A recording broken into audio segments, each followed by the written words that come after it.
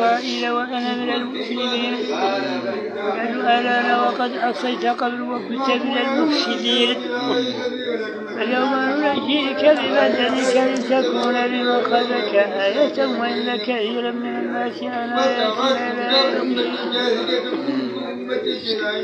ولقد بوأنا بني إسرائيل بالقوة والصدق فرزقناهم من الطيبات وما اختلفوا حتى جاءهم العلم إن ربك يقضي بينهم يوم القيامة فيما كانوا فيه يختلفون. وإن كنت في شك مما أنزلنا إليك فاسأل الذين يقرؤون الكتاب من قبلك لقد جاءك الحق من ربك فلا تكونن من الممتنين ولا تكونن من الذين كذبوا بآيات الله فتكون من الخاسرين. إن الذين حقت عليهم كلمات ربك لا يؤمنون جاءتهم كل آية حتى يروا العذاب الأليم.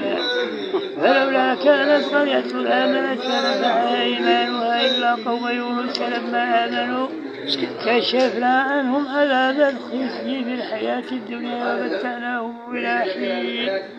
ولو شاء ربك لآمن من في الأرض كلهم جميعا فأتتكره الناس حتى يكونوا مؤمنين وما كان لنفس أن تؤمن إلا بإذن الله ويجعل الرجس على الذين لا يعقلون.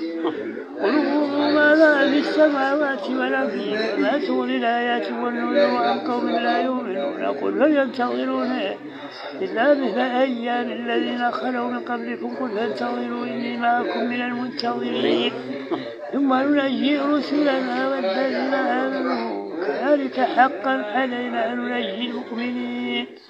قل يا أيها الناس إن كنتم في شك من ديني فلا أعبد الذين تعبدون من دون الله ولكن أعبد الله الذي يتوفاكم وأمرت أن أكون من المؤمنين وأن أقم وجهك للدين حنيفا ولا تكونن من الممترين ولا تدعو من دون الله ما لا ينفعك ولا يضرك فإن فعلت فإنك إذا من الظالمين. وإن يمسسك الله بضر فلا كاشف له إلا هو وإن يمسسك فلا راد لفضله يصيب به من يشاء من عباده.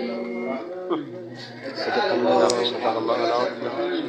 الله ينزل القرآن